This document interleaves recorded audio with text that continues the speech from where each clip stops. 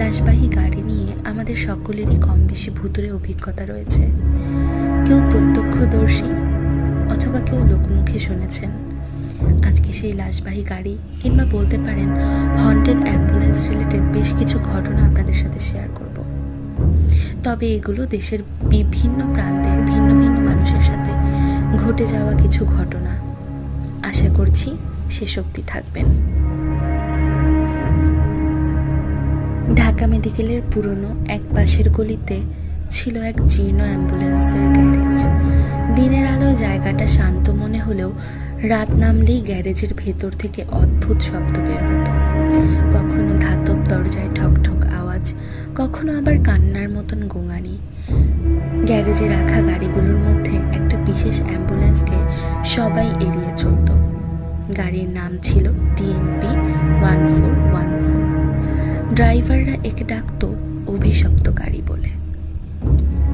10 বছর আগে এক দুর্ঘটনায় মারা যায় এক যুবক দম্পতি। তাদের দেহ তুলে আনা হয় ওই গাড়িতে। রাত তখন প্রায় 2টা। গ্যারেজে ফেরার পথে ড্রাইভার আব্দুল হালিম হঠাৎই শুনতে পেলেন পেছন থেকে চিৎকারের মতন কিছু শব্দ। আমাদের বাঁচাও! শরীর কেঁপে উঠল তার। আয়নায় তাকাতেই দেখল লাশগুলো আগের মতো নিশ্চুপ নেই, বরং সোজা হয়ে বসার চেষ্টা করছে। হালিম ভয়ে গাড়ি থামাতে গেলেন, কিন্তু তখন স্টিয়ারিং তার হাত থেকে নিজে নিজেই ঘুরতে লাগলো। সে রাতে হালিম কেবল এতটুকুই বলেছিল, আমি দেখেছি 2টা লাশ লালচে চোখে তাকিয়ে আছে আর হাসছে।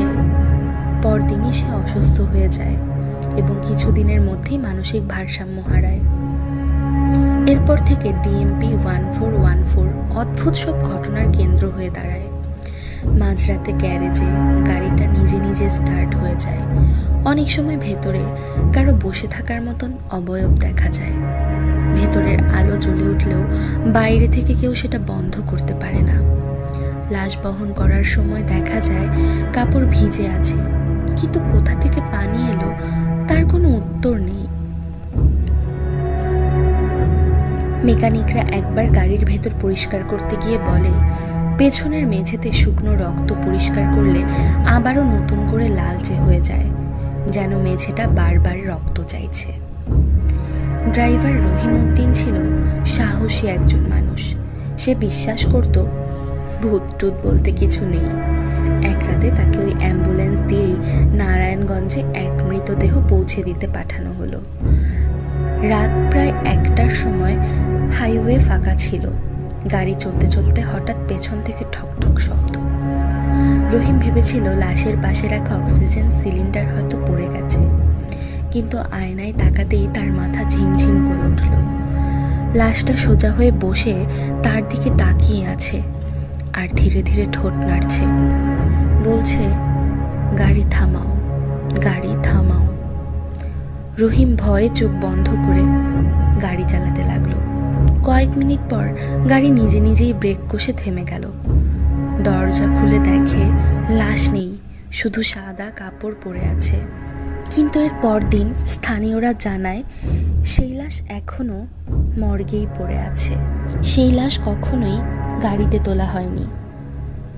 গ্যারেজে যারা রাতের শিফটে কাজ করত তাদের ভীতিকর কিছু অভিজ্ঞতা ছিল। মাঝরাতে গ্যারেজের ভেতর থেকে মহিলার কান্নার শব্দ ভেসে আসতো। অ্যাম্বুলেন্সের হর্ন বাজত। যদিও ব্যাটারি খুলে রাখা হতো, গাড়ির জানালায় হাতের ছাপ ভেসে উঠত, যেটা পরিষ্কার করলে আবারও দেখা যেত। একবার গ্যারেজ ম্যানেজার সাহেব ভয়ে হুজুর ডেকে আনেন ঝাড়ফুঁক করানোর জন্য। হুজুর কুরআনের আয়াত পড়া শুরু করতেই গাড়ির ভেতর থেকে হাড় ভাঙার মতন কিছু শব্দ শোনা গেল। তারপর ভেতরের সিটগুলো আস্তে আস্তে রক্তে ভিজে উঠতে লাগলো। হুজুর কেঁপে ভয়ে বের হয়ে গেলেন।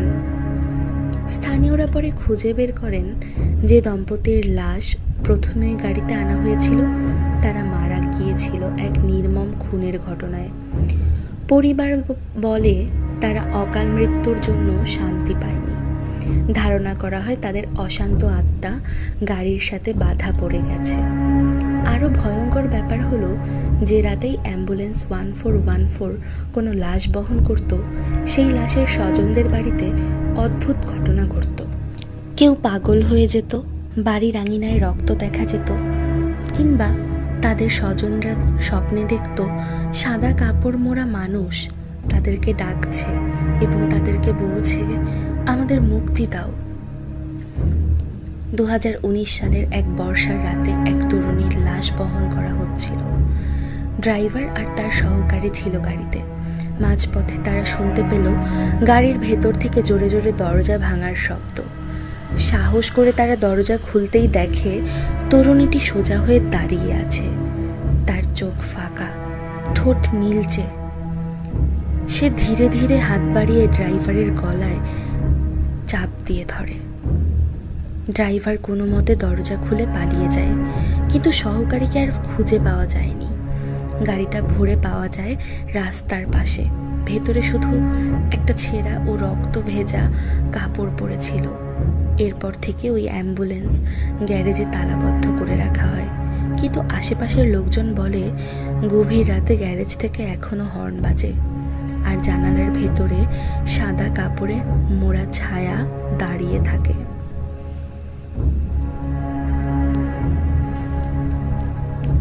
সালটা 2014। কুমিল্লা মেডিকেল কলেজ থেকে এক অচেনা লাশ গ্রামে নিয়ে যাওয়ার দায়িত্ব পড়ল অ্যাম্বুলেন্স ড্রাইভার সালাউদ্দিনের ওপর। সালাউদ্দিন ছিল কুখ্যাত ধরনের মানুষ। মদ খেত, নামাজ পড়তো না, আল্লাহকে নিয়ে বিদ্রূপ করত, এমনকি বলতো মরা মানেই শেষ, লাশ মানে শুধু মাংসের টুকরো। সেদিন রাত 1টার দিকে সে লাশ নিয়ে এলো। লাশটা ছিল এক প্রভাবশালী ব্যবসায়ীর, যিনি জীবদ্দশায় ছিলেন বেনামাজি, মানুষ ঠকানো আর জুয়া খেলা যার স্বভাব ছিল। গ্রামের লোকেরা বলতো লোকটা আল্লাহকে অস্বীকার করত প্রকাশ্যেই। লাশটা অ্যাম্বুলেন্সে তোলার পর থেকেই অদ্ভুত কিছু ঘটনা ঘটতে শুরু করলো।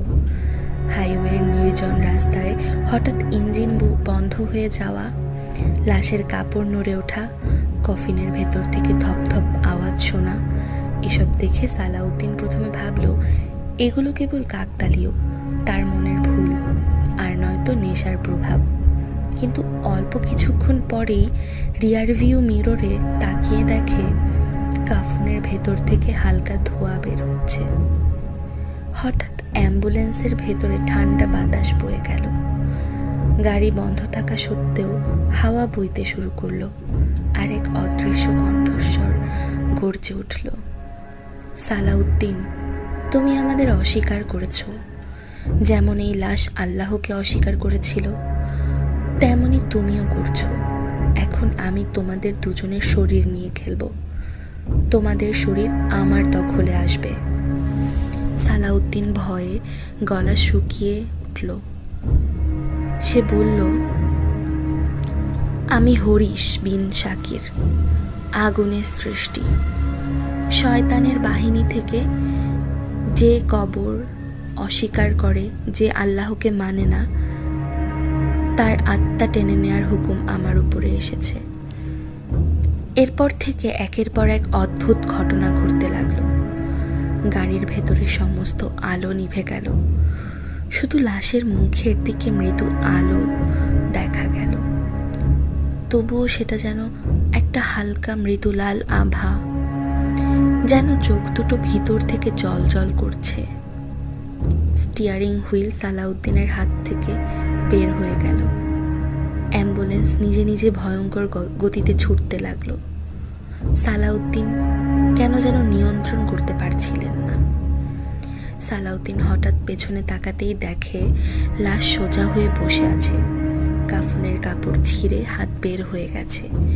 সেই হাত লম্বা আর কালো, আঙুলে নখের মতো ধারালো কিছু ঝকঝক করছে।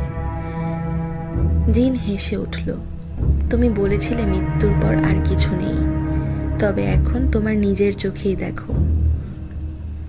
পরের কয়েকদিন আরো ভয়ঙ্কর হয়ে উঠল। লাশ সমাধিস্থ করার পরেও সেই জিন সালাউদ্দিনকে ছাড়ল না। সে রাতে বাড়িতে গেল। তার স্ত্রী দেখতে পেত দেয়ালের কোণায় দাঁড়িয়ে লম্বা কালো ছায়া, লালচে চোখ, যেন তার দিকেই তাকিয়ে আছে। সন্তানদের ঘুমের মধ্যে শ্বাসরোধ হয়ে আসতো, যেন অদৃশ্য কোনো হাত তাদের গলা চেপে ধরেছে। সালাউদ্দিন রাতে ঘুমাতে পারতেন না। মাঝরাতে শুনতো তার অ্যাম্বুলেন্সের হর্ন নিজে নিজেই বাজছে। একদিন তার ছোট মেয়ে চিৎকার করে কেঁদে উঠল, আব্বা, কাফনের কাপড় পরে একজন আমাদের ঘরে দাঁড়িয়ে আছে, সে আমাকে ডাকছে। সালাউদ্দিন বুঝল এটা হারিস নামের সেই জিন যে মৃত বেনামাজির শরীর থেকে এখন তাদের পরিবারকে আক্রমণ করছে। অবশেষে ভয়ে সালাউদ্দিন এক স্থানীয় রাকির কাছে গেলেন, যদিও তিনি এগুলো বিশ্বাস করতেন না। রাকি কোরআনের আয়াত তিলাওয়াত শুরু করতেই সালাউদ্দিনের শরীর কাঁপতে লাগলো। হঠাৎ সে নিজের কণ্ঠে নয়, এক গর্জনময় ভয়ঙ্কর কণ্ঠে বলে উঠল, আমাকে কেউ তাড়াতে পারবে না, এই পরিবার আমার, এই ড্রাইভার কাফির, আমি তার আত্মা শুষে নেব। রাকি জোরে জোরে সূরা আল বাকারা আর আয়াতুল কুরসি পড়তে লাগলেন। ঘর ভরে গেল ভয়ঙ্কর চিৎকারে। সালাউদ্দিন মাটিতে লুটিয়ে পড়ল। তার শরীর থেকে কালো ধোঁয়ার মতো কিছু বের হয়ে ভেঙে গেল। রাকি বললেন, হারিস বিন শাকিরকে আপাতত দূর করেছি, কিন্তু তোমার ঈমান না ফিরলে, নামাজ না পড়লে, আল্লাহকে না মানলে সে আবারও ফিরে আসবে। সালাউদ্দিন অনেক ভয়ে কাঁদতে লাগলো। প্রতিশ্রুতি দিল যে সে বদলে যাবে, কিন্তু কয়েক সপ্তাহ পরেই তার প্রতিবেশীরা বলা বলি শুরু করলো, সালাউদ্দিনকে রাতে প্রায় অ্যাম্বুলেন্সের পাশে একা একা দাঁড়িয়ে নিজের সাথে কথা বলতে দেখা যায়। মাঝে মাঝে তার ঠোঁট থেকে ফিসফিস শব্দ বের হয়। প্রিয় শ্রোতাগণ, আপনাদের কি মনে হয় সালাউদ্দিন কি আদৌ তার জীবনকে পরিবর্তন করতে পারবে? এই হারিস বিন শাকিরের আসর আদৌ কি সালাউদ্দিনকে প্রভাবিত করবে? এই ঘটনাটা কেমন লেগেছে অবশ্যই কমেন্ট করে জানাবেন এবং আমাদের সাথেই থাকবেন। পরবর্তী ঘটনায় ফেরা যাক। ঢাকা থেকে কুমিল্লা যাচ্ছিল এক অ্যাম্বুলেন্স। গভীর রাত, রাস্তাঘাট প্রায় শুনশান। গাড়ির ভেতরে শোয়ানো ছিল এক বৃদ্ধা মহিলা। তার নাম রহিমা বেগম। বয়স প্রায় ৬৮ কি ৬৯। হঠাৎ স্ট্রোকে মারা গিয়েছিলেন তিনি। তার সাথে ছিলেন তার একমাত্র মেয়ে রুবি। চোখ ফোলা, কান্নায় ভেজা, বুক ভেঙে গেছে মায়ের শোকে। ড্রাইভার মনোয়ার একজন অভিজ্ঞ মানুষ, বহু লাশ বহন করেছে সে, কিন্তু ওই রাতে সে অদ্ভুত কিছু অস্বস্তি বোধ করছিল, যেন গাড়ির ভেতরে কেউ ভারী শ্বাস নিচ্ছে। ভেতরের বাতাসগুলো যেন ঘন হয়ে আসছে। হাইওয়েতে গাড়ি উঠে চলতে শুরু করেছে। রুবি ক্লান্ত হয়ে চোখ বন্ধ করেছিল। হঠাৎ ঠান্ডা এক হাওয়ায় তার ঘুম ভেঙে যায়। চোখ মেলে সে যা দেখল তা তাকে শিউরে তুলল। মায়ের লাশ নিথর হয়ে শোয়া নেই, বরং সোজা হয়ে বসে আছে। সাদা কাফনের কাপড় একপাশে সরে গেছে। কিন্তু সবচেয়ে ভয়ঙ্কর ব্যাপার হলো, ওটা তার মা নয়, ওটা যেন কোনো এক অচেনা পুরুষ। চোখ কোটরের ভেতরে ঢুকে আছে, দাঁত বের করে অদ্ভুতভাবে হাসছে সে।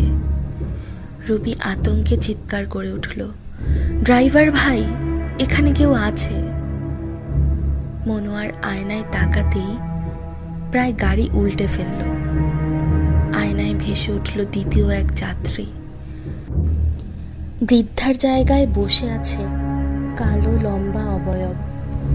হঠাৎ সেই ছায়ামূর্তি গম্ভীর কণ্ঠে বলল, আমার নাম হামরা, আমি বহু পুরনো জিন। শত শত বছর আগে আমি সিরিয়ার মরুভূমিতে আগুনের লেলিহান থেকে জন্ম নিয়েছিলাম। মানুষকে ভয় দেখিয়ে দেহ কবজা করে আমি বেঁচে থাকি। রুবি কাঁপতে কাঁপতে কোরআনের আয়াত পড়ার চেষ্টা করল, কিন্তু হামরা ভয়ার্ত কণ্ঠে হেসে উঠল, বলল, আয়াত, আমি কেবল নামাজহীন মানুষের ভেতরেই আসি। তোমার মা বহুদিন নামাজ ছাড়েনি, তবুও তার মৃত্যুর আগে আমি সুযোগ পেয়েছি। অ্যাম্বুলেন্সের ভেতরে তখন হঠাৎ বিদ্যুৎ চলে গেল। অন্ধকারে শুধু দেখা গেল দুটো লালচে চোখ জল জল করছে। ড্রাইভার বুঝতে পারলো গাড়ির স্টিয়ারিং আর তার হাতে নেই, তার নিয়ন্ত্রণের বাইরে চলে গেছে। অ্যাম্বুলেন্স নিজে নিজে চলতে শুরু করেছে। পেছন থেকে আবারও শোনা গেল, আমি মরিনি, আমি যাচ্ছি না কবরস্থানে, আমি যাব তোমাদের সাথে। রুবি দেখতে পেল তার মায়ের ঠোঁট নড়ছে, কিন্তু শব্দ বের হচ্ছে পুরুষ কণ্ঠে। ধীরে ধীরে হাত বাড়িয়ে রুবির গলা চেপে ধরল। হামরা ফিসফিস করে বলল, তোমাকেও আমার সাথে নিতে হবে, তুমি একা থাকবে না। রুবি মরিয়া হয়ে দরজা ঠেলে বেরিয়ে লাফ দিল চলন্ত গাড়ি থেকে। তার গা হাত ক্ষতবিক্ষত হয়ে গেল, কিন্তু আল্লাহর কৃপায় সে বেঁচে গেল। ভোরে লোকজন রাস্তার পাশে উল্টে যাওয়া অ্যাম্বুলেন্স দেখতে পেল। ভেতরে ড্রাইভারের রক্তাক্ত দেহ পড়েছিল, কিন্তু বৃদ্ধার লাশ নেই। কাফনের কাপড় ছেঁড়া অবস্থায় পড়ে আছে শুধু। রুবি কোনো মতে বেঁচে গিয়ে বলল, ওটা আমার মা ছিল না, ওটা ছিল হামরাহ জিন, ও এখনো মুক্ত হয়নি। কিন্তু আশ্চর্যের ব্যাপার হলো, কিছুদিন পর গ্রামের লোকেরা বারবার রাতের বেলায় একটা কালো ছায়া দেখতে পায়। কখনো খালি রাস্তায় দাঁড়িয়ে থাকে, কখনো বা কারো স্বপ্নে আসে। আর মাঝে মাঝে শোনা যায় অচেনা এক কণ্ঠ ডাকছে, বলছে, আমি হামরা, আমার দেহ ফেরত চাই। অ্যাম্বুলেন্সটা পরে জব্দ করা হলেও পুলিশ রিপোর্টে লেখা ছিল লাশ নিখোঁজ। কোথায় গেল রহিমা বেগম? নাকি সে চিরতরে হামরার দেহে বন্দী হয়ে গেল? আজও সেই প্রশ্নের উত্তর কেউ জানে না। প্রিয় শ্রোতাগণ, পরবর্তী ঘটনাটি সত্য ঘটনা অবলম্বনে। নিরাপত্তাজনিত কারণে ছদ্মনাম ব্যবহার করা হলো। এই ঘটনাটি আরও বেশি ভয়ঙ্কর এবং রহস্যময় হতে চলেছে। চট্টগ্রামের পাহাড়ি রাস্তাগুলো সবসময় ভয়ঙ্কর আর রহস্যময়। রাতের আধারে সেসব রাস্তা যেন একেবারেই জনমানব শূন্য। কেবল ঝিঝি পোকার ডাক আর দূরে কোথাও পাহাড়ি ঝর্ণার শব্দ। এমন এক রাতে একটা অ্যাম্বুলেন্স উঠেছিল পাহাড়ি পথে। গাড়ির ভেতরে শোয়ানো ছিল এক তরুণের লাশ। বয়স হবে মাত্র 22-23।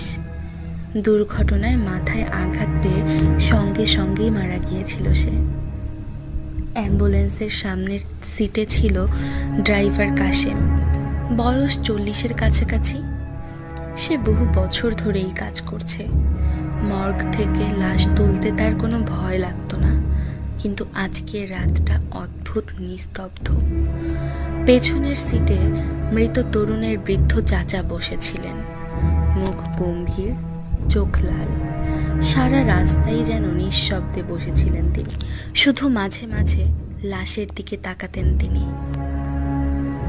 অ্যাম্বুলেন্স পাহাড়ের আঁকাবাঁকা পথ বেয়ে উঠছে। হঠাৎ বৃদ্ধ চাচার কণ্ঠ কেঁপে উঠল, ড্রাইভার ভাই, তাকান তো, ওর চোখ খোলা। কাশেম ভয়ে আয়নায় তাকালো। লাশ সাদা কাপড়ে মোড়ানো, কিন্তু সত্যিই দেখা গেল দুই চোখ আধ খোলা, আর ঠোঁটে যেন এক অদ্ভুত হাসি। কাশেম নিজেকে বোঝালো হয়তো আলো ছায়ার ভুল, কাপড় সরে গিয়ে এমন লাগছে।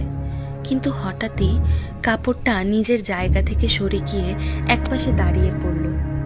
তরুণের ঠোঁট আস্তে আস্তে নড়ে উঠল। আমাকে নামাইয়া দাও। বৃদ্ধ চাচা আঁতকে উঠে পড়লেন। তিনি ফিসফিস করে পড়তে লাগলেন, আউযুবিল্লাহি মিনাশ শাইতানির রাজিম। ড্রাইভার গাড়ি থামিয়ে পিছনে তাকাতেই হঠাৎ মৃতদেহটি কাশতে শুরু করলো। গলার ভেতর থেকে আসছিল গড়গড় শব্দ। বুকটা ওঠানামা করছে, যেন সে আবার শ্বাস নিচ্ছে। চাচা কেঁপে উঠে তার হাত ধরে বললেন, কাশেম, গাড়ি চালাও, গাড়ি চালাও, থামিও না তুমি। কিন্তু লাশ তখন হঠাৎ উঠে বসলো। তার চোখে তখন গম্ভীর লালচে আভা। সে হাত তুলে সরাসরি ড্রাইভারের দিকে তাকালো। তুই আমাকে ভুল জায়গায় নিচ্ছিস। লাশের মুখে এই কথা শুনতেই কাশেমের হাত পা ঠান্ডা হয়ে গেল। গাড়ির ভেতরে বাতাস জমাট বাঁধতে লাগলো। চাচা হঠাৎ ভয়ে বেরিয়ে আসতে চাইল, কিন্তু দরজা যেন ভিতর থেকে আটকে গেল। অ্যাম্বুলেন্সের ভিতরের লাইটগুলো হঠাৎ ফ্লিকার করতে করতে বিদ্যুৎ চলে গেল। চারপাশ পুরো অন্ধকার, শুধু দেখা গেল তরুণ লাশ ধীরে ধীরে দাঁড়িয়ে গেছে, কাপড় মাটিতে পড়ে আছে। সে আস্তে আস্তে বৃদ্ধ চাচার দিকে এগিয়ে গেল। চাচা আর্তচিৎকার করতে লাগলেন। মুহূর্তের মধ্যেই সবকিছু অদৃশ্য হয়ে গেল। ড্রাইভার কাশেম কোনো মতে দরজা ভেঙে পালালেন। তিনি পাহাড়ি পথে দৌড়াতে লাগলেন। পেছন থেকে শুনতে পাচ্ছিলেন গাড়ির ভেতরে কেউ চিৎকার করছে, আমি মরি নাই, আমি বেঁচে আছি। পরদিন সকালে গাড়িটা পাওয়া গেল পাহাড়ের এক বাঁকে। ভেতরে শুধু রক্তে ভেজা কাপড় পড়েছিল, কিন্তু লাশ কিংবা চাচার কোনো খোঁজ মেলেনি। লাশ যে গ্রামে পৌঁছানোর কথা ছিল, সেই গ্রামে ভয় ছড়িয়ে পড়ল। লোকজন বলল, তরুণ ছেলেটি নাকি মরেনি, ওর দেহে জিন ভর করেছিল। কেউ আবার বলল, ওকে খুন করা হয়েছিল, আত্মা শান্তি পায়নি, তাই সে জীবিত হয়ে উঠেছে। শয়তানি কারবার। গ্রামের মসজিদের ইমাম জানালেন, এমন ঘটনা জিনের কারণেই ঘটে থাকে। আল্লাহর ইচ্ছা ছাড়া কোনো মৃত ফেরে না, এটা জিনের খেলা। কিন্তু এরপর থেকেই গ্রামে একের পর এক অদ্ভুত ঘটনা ঘটতে থাকলো। রাতের বেলায় লোকজন শুনতে পেত পাহাড়ের দিক থেকে কান্নার আওয়াজ। কারো কারো স্বপ্নে আসতো সেই তরুণ আর বলতো, আমাকে দাফন কর। কয়েকজন যুবক পাহাড়ি রাস্তায় লাশের ছায়া দেখেছে বলেও দাবি করল। ড্রাইভার কাশেম কয়েকদিন পর সাংবাদিকদের বললেন, আমি আমার চোখে দেখেছি, ওর ঠোঁট নড়ছিল, চোখ খোলা ছিল। সে বসে গিয়ে আমার দিকে তাকিয়ে বলেছিল, আমাকে ভুল জায়গায় নিয়ে যাস না, চাচাকে নিয়ে গেছে, আমি বাঁচতে পারবো কিনা জানি না। কথা বলার সময়ও কাশেম কাঁপছিলেন। কয়েকদিন পরই তাকে আর পাওয়া যায়নি। কেউ বলল সে পাগল হয়ে গেছে, কেউ বলল সে গ্রাম ছেড়ে পালিয়েছে। ড্রাইভার কাশেমকে আর খুঁজে পাওয়া গেল না। গ্রামে সবাই ভেবেছিল হয়তো সে পালিয়ে গেছে। কিন্তু প্রায় 1 মাস পর পাহাড়ি রাস্তায় এক কাঠুরে কাঠ কাটতে গিয়ে একটা ভাঙা অ্যাম্বুলেন্স খুঁজে পেল। ভেতরে ঢুকতেই সে শিউরে উঠল।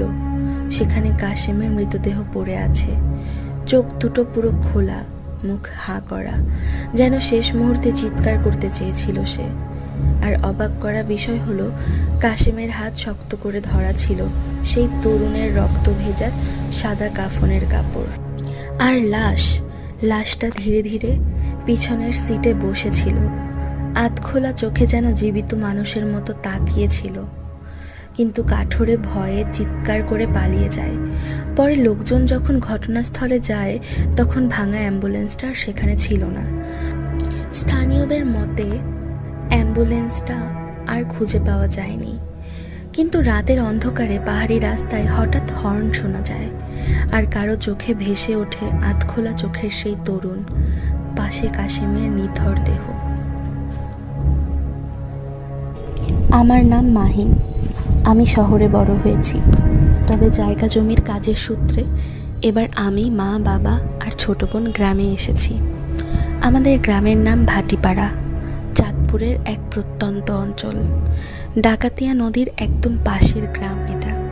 চারপাশে গাছপালায় ঘেরা, বেশ মনোরম প্রাকৃতিক পরিবেশ, উপভোগ করার মতো। সব কিছু স্বাভাবিক থাকলেও এলাকার মানুষের জীবন একদম স্বাভাবিক ছিল না। বহু বছর ধরেই এখানকার মানুষ বেশ পেরেশানিতে রয়েছে। তার একমাত্র কারণ হলো আব্দুর রহমান নামের একজন লোক। সে আমাদের গ্রামের এক কুখ্যাত মানুষ। নাম আব্দুর রহমান হলে কি হবে, সে ছিল একজন কালো জাদুর প্রচারক। কুফরি কালাম এগুলো করেই তার যৌবন জীবন পার করেছে সে। সবাই তাকে তান্ত্রিক আব্দুর রহমান বলেই চিনত। দেখতে বৃদ্ধ, কিন্তু চেহারায় সবসময় এক ধরনের রহস্যময় হাসি লেগে থাকতো। গ্রামের সবাই জানতো সে কালো জাদু করে। আমি ছোটবেলা থেকেই শুনেছি কারো বাচ্চা অসুস্থ হলে আব্দুর রহমানকে টাকা দিলে নাকি বাচ্চাকে সুস্থ করার বদলে আরও তার উপর কালো জাদু করে তাদের মেরে ফেলতো, আর না হলে বান মেরে অসুস্থ করে রাখতো। কেন এরকম অমানবিকতা করত সেটা কেবল সেই জানে। অনেক সংসার ভেঙেছে তার জাদুবিদ্যায়। কেউ তার সাথে বিরোধ করলে রাতারাতি সেই পরিবার নিঃস্ব হয়ে যেত। সে নাকি বেশ কিছু জিন নিজের কবজায় এনেছিল। আমি নিজে কখনো দেখিনি, কিন্তু গ্রামের অনেকেই বলতো রাতের বেলায় তার উঠোনে কালো ধোঁয়ার মতো ছায়া ঘুরতে দেখা যায়। একদিন দুপুরে হঠাৎ খবর এলো আব্দুর রহমান মারা গেছে। শুনেই বুকটা কেমন হালকা হয়ে গেল, বোঝা নেমে গেছে একটা এরকম। তবে সবার মুখে একটা ভয়ের ছাপ রয়ে গেল। মানুষজন বলল ওর মৃত্যুতে শান্তি মিলল, কিন্তু জিনগুলো এখন কি করবে? কেউ কেউ বলতে লাগলো, শুনেছি মনিব মারা গেলে জিনেরা মুক্ত হয়ে যায়। তারা মনিব ছাড়া ভয়ঙ্কর এবং নিষ্ঠুর হয়ে ওঠে। রহমান যেহেতু মারা গেছে, কাজেই তার চুক্তি শেষ হয়েছে। এবার জিনেরা মুক্ত হয়েছে। আল্লাহ ভালো জানেন তারা এখন কি অভিশাপ বয়ে আনবে। সন্ধ্যার পর তার লাশ উঠানো হলো একটা পুরনো অ্যাম্বুলেন্সে। আমি তখনও ঘটনাস্থলে ছিলাম। মৃতের কোনো আত্মীয়ই তার শেষকৃত্যের কাজ করতে রাজি নন। তারা এক কথায় মৃতকে ত্যাগ করেছে। তবে মৃতের ভাগ্নে শওকত সবাইকে অনুরোধ করতে লাগলো তার মামার শেষকৃত্যের জন্য যেন আমরা তাকে সাহায্য করি। কিন্তু পুরো গ্রামের কেউই রাজি হলো না। আমার কেন যেন খুব খারাপ লাগছিল শওকতের জন্য। তাই আমি তার সাথে যেতে রাজি হয়ে গেলাম। আসলে ছোটবেলায় গ্রামে বেড়াতে এলে শওকতের সাথেই ঘুরতাম, খেলতাম, কত দুষ্টুমি। আজ ওর বিপদের দিনে ওকে একা ছাড়তে মন চাইল না। আমার মা একেবারেই আমাকে যেতে দিতে নারাজ। আমাকে অনেকবার বারণ করলেন, তবুও তার দোয়া নিয়ে রওনা হলাম। অ্যাম্বুলেন্সে আমি, ড্রাইভার কাদের, শওকত এবং লাশ বহন করার জন্য মজিদ আর আলাউদ্দিন উঠেছি। লাশটা কাপড়ে মোড়ানো হলো, তারপর স্ট্রেচারে তুলে পেছনে রাখা হলো। আমরা যখন রওনা দিলাম বাইরে তখন গভীর রাত, বাতাসে অদ্ভুত গুমোট একটা ভাব। প্রথমে সবই ঠিক চলছিল। ড্রাইভার কাদের সোজা রাস্তা ধরে অ্যাম্বুলেন্স চালাচ্ছিল। ভেতরে শুধু ইঞ্জিনের গর্জন আর মাঝে মাঝে চাকার শব্দ। হঠাৎ লাশের পাশ থেকে হালকা একটা শব্দ হলো, টুকটুক, যেন কারো আঙুল মেঝেতে ঠক ঠক করছে। শওকত কাপা গলায় বলল, মামাকে জীবিত অবস্থায় আমি অনেকবার দেখেছি। ও রাতে নিজের সাথে কথা বলতো, মনে হতো কারোর সাথে তর্ক করছে। এখন কি তবে ওরা এসেছে? আমি শওকতের দিকে তাকালাম। কিছু বলার আগেই বাতাস কেমন যেন ভারী হয়ে গেল। অদ্ভুত এক ঘ্রাণে পুরো অ্যাম্বুলেন্স ভরে উঠল। ড্রাইভার হঠাৎ করেই বলে উঠল, আয়াতুল কুরসি পড়েন, আয়াতুল কুরসি পড়েন। আমি ব্যাক মিররে কিছু দেখেছি। আমি তাকিয়ে দেখলাম লাশের উপর দিয়ে এক ধরনের কালো ধোঁয়া উঠছে। সেই ধোঁয়ার ভেতরে যেন একটা চোখ জ্বলজ্বল করছে। মজিদ স্ট্রেচার ধরে চিৎকার করে উঠল, হায় আল্লাহ, লাশের কাপড় নড়ছে। আমরা হতভম্ব হয়ে গেলাম। কাপড় আসলেই নড়ছিল, যেন ভেতর থেকে কেউ হাত রাখছে তাকে, যেন কেউ বের হওয়ার আপ্রাণ চেষ্টা করছে। আমরা তখনও অ্যাম্বুলেন্সে বসে আছি, তান্ত্রিকের মৃতদেহ পেছনে শোয়ানো। হঠাৎ অ্যাম্বুলেন্স কেঁপে উঠল এক অদ্ভুত ঝাঁকুনিতে। চালক আতঙ্কিত হয়ে বলল, ভাই, ব্রেক চাপছি কিন্তু গাড়ি থামছে না, কি করব এখন? সামনের রাস্তা ঝাপসা হয়ে যাচ্ছে। মনে হলো চারদিক কালো কুয়াশায় ভরে যাচ্ছে। সেই কুয়াশার ভেতর থেকে প্রথমে ফিসফিসানি শোনা গেল। অসংখ্য গলার শব্দ একসাথে। কারো গলা মোটা, কারো গলা কর্কশ, কারো গলা অদ্ভুতভাবে মহিলাদের মতো, কিন্তু তা বিকৃত। তারা একসাথে হাসছে, গাইছে, আবার জোরে জোরে গর্জন করছে। হঠাৎ অ্যাম্বুলেন্সের পেছনের দরজা নিজে থেকে খুলে গেল। জোরে ঠাস একটা শব্দ হয়ে উঠল। আমরা ঘাড় ঘুরিয়ে দেখলাম তান্ত্রিকের মৃতদেহ উঠে বসেছে। তার চোখ দুটো আগুনের মতো জ্বলজ্বল করছে। তার মুখ থেকে যেন কালো ধোঁয়া বের হচ্ছে। আমরা চিৎকার করে উঠলাম, আউযু বিল্লাহি মিনাশ শাইতানির রাজিম। কিন্তু সে হাসল, এক অমানবিক হাসি। সেই হাসির সঙ্গে সঙ্গে অ্যাম্বুলেন্স কেঁপে উঠল।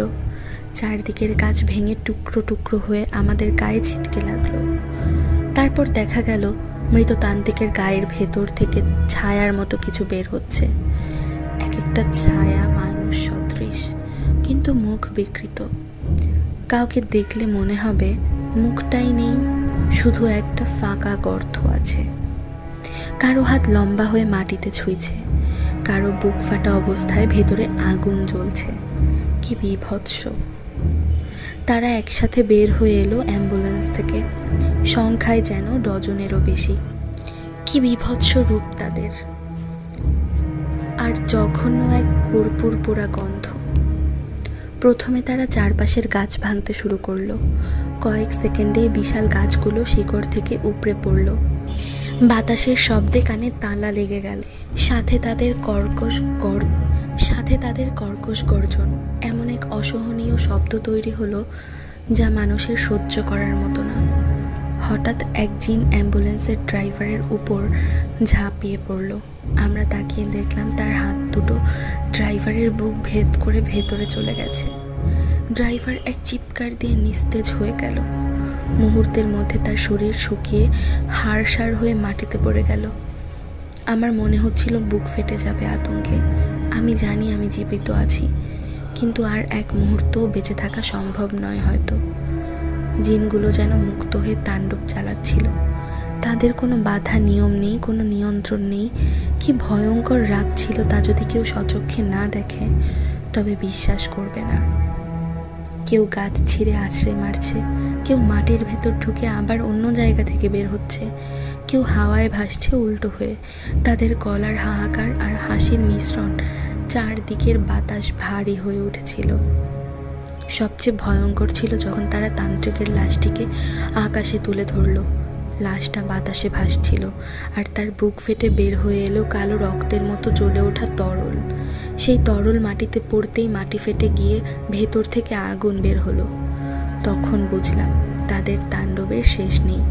তারা শুধু ধ্বংস করতেই বেরিয়েছে, কারণ তারা আজকে মুক্ত হয়েছে। একজন জিন আমাদের দিকে এগিয়ে এলো। তার মুখ চোখ কিছুই নেই, কিন্তু সেই ফাঁকা জায়গার ভেতর থেকে আগুনের আলো বের হচ্ছে। সে আমার দিকে হাত বাড়িয়ে দিল। আমি থতমত খেয়ে কোরআনের আয়াত পড়তে লাগলাম। সাথে থাকা আরেকজন লোক জোরে সূরা ইয়াসিন পড়তে শুরু করলো। আশ্চর্যজনকভাবে কিছুক্ষণের জন্য জিনটা কেঁপে উঠল, কিন্তু অন্য জিনগুলো আরও ভয়ঙ্কর গর্জন করে এগিয়ে এলো, যেন আমরা তাদের কষ্ট দিয়েছি আর এখন দ্বিগুণ শক্তি নিয়ে আঘাত হানবে। তারপর শুরু হলো সেই অমানবিক হত্যাযজ্ঞ। তারা পাশের গ্রাম থেকে মানুষ টেনে আনতে লাগলো। যাকে পাচ্ছিল ধরে এনে মাটিতে ছুঁড়ে মারছে। কেউ কারো মাথা টেনে খুলে ফেলে দিচ্ছে, আবার কেউ গলা চেপে ছিঁড়ে ফেলছে। মহিলাদের চুল ধরে আছড়ে মাটিতে মারছে। শিশুর কান্না আর হাহাকার চারপাশের পরিবেশ আরও ভয়ঙ্কর করে তুলেছে। আমরা কেবল অসহায়, আমাদের হাতে কোনো কিচ্ছু নেই। আমরা নিজেদের প্রাণ বাঁচাতেও অধম হয়ে পড়ে আছি এখন। মানুষের ভেতরের আত্মা যেন তারা গিলে নিচ্ছে। অনেককে দেখলাম শরীর পড়ে রইল মাটিতে, কিন্তু হাঁ করে নিঃশ্বাসহীন, চোখ ফাঁকা হয়ে পড়ে আছে মাটিতে। এমন তাণ্ডব চলল ঘন্টার পর ঘন্টা। প্রতিটি মিনিট মনে হচ্ছিল মৃত্যুর সামনে দাঁড়িয়ে আছে। বাতাস ভারী হয়ে উঠল। রক্তের গন্ধে চারিদিক জ্বলতে লাগলো আগুনে। কুয়াশার ভেতর থেকে দেখা যাচ্ছিল অসংখ্য ছায়া, যেন আরও জিন এসে যোগ দিচ্ছে। হঠাৎ কিছু একটার ধাক্কায় আমি একটা গাছের সাথে বাড়ি খেয়ে সজোরে আছড়ে পড়লাম। চারদিক কালো হয়ে এলো। আর কিছু মনে করতে পারছি না। আমি জানি না কিভাবে বেঁচেছিলাম সেদিন। শুধু চোখে পানি আর মুখে আল্লাহর নাম ছিল, কিন্তু তাদের নৃশংসতা থামার নামই নিচ্ছিল না। সকালে বেশ কিছু লোক এসে আমাদের উদ্ধার করলো। সেদিন রাতে ড্রাইভার কাদের মারা গিয়েছিলেন। তবে অদ্ভুতভাবে শওকত সেদিন একদম সুস্থ ছিল। তাকে যেন জিনেরা ছোঁয়নি পর্যন্ত। একটা আঁচড়ও তার শরীরে ছিল না। কেউ হয়তো তাকে রক্ষা করেছে, কিন্তু সে কে তা আদৌ জানা নেই। হয়তো স্বয়ং আল্লাহ, নয়তো অলৌকিক কোনো এক শক্তি। আলাউদ্দিন গুরুতর অসুস্থ হয়ে যায়, আর মজিদকে কিংবা মজিদের বডি খুঁজে পাওয়া যায়নি। সেই সাথে আব্দুর রহমানের লাশও গায়েব। স্ট্রেচারে কিছু ছাই পড়েছিল, আর নিচে কালো তরল, বলা যেতে পারে কালো রক্ত পড়েছিল। যখন ঘটনাটা পুলিশ কাস্টাডিতে গেল, তারা বললেন মজিদই হয়তো বা লাশ চুরি করে পালিয়েছে, কেননা হিউম্যান অর্গানের অনেক দাম। সেই সাথে আমার আর আলাউদ্দিনের বক্তব্য শুনে বলেছে আমরা নাকি কোনো ইলিউশনে ছিলাম। শওকতের সাথে তারপর আর কখনো কথা হয়নি। সেও ভীষণভাবে মর্মাহত হয়েছে, আর হয়তো তার মামার মতন সেও পুনরায় কালো জাদু চর্চায় লিপ্ত হয়েছে। কেননা সেই রাতের ভয়াবহ ঘটনার সাক্ষী হয়েও, প্রত্যক্ষদর্শী হয়েও পুলিশকে সে কোনো তথ্যই দেয়নি।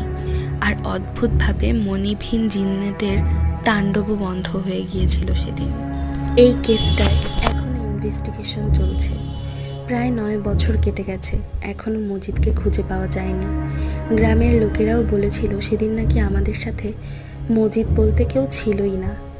আমি, আলাউদ্দিন, শওকত আর ড্রাইভার কাদের, এই কয়জনই নাকি আব্দুর রহমানের লাশ নিয়ে রওনা হয়েছিলাম। ওখানে উপস্থিত সকলের মতের ভিত্তিতে প্রথমে পুলিশ মজিদের অস্তিত্ব বিশ্বাস করছিলেন না, কিন্তু পরবর্তীতে লাশ নিখোঁজ হওয়ায় পুনরায় তাকে নিয়ে ইনভেস্টিগেশন শুরু করেছে। কাদেরের মৃত্যুকেও তারা অ্যাক্সিডেন্ট হিসেবেই মেনে নিয়েছে, কিন্তু আমি তো জানি সেটা অ্যাক্সিডেন্ট ছিল না, আর মজিদও কোনো মানুষ নয়, হয়তো অন্য জগতের কোনো অপশক্তি, যা তার মনিবকে তথা আব্দুর রহমানকে তাদের সাথে নিয়ে যেতে এসেছিল।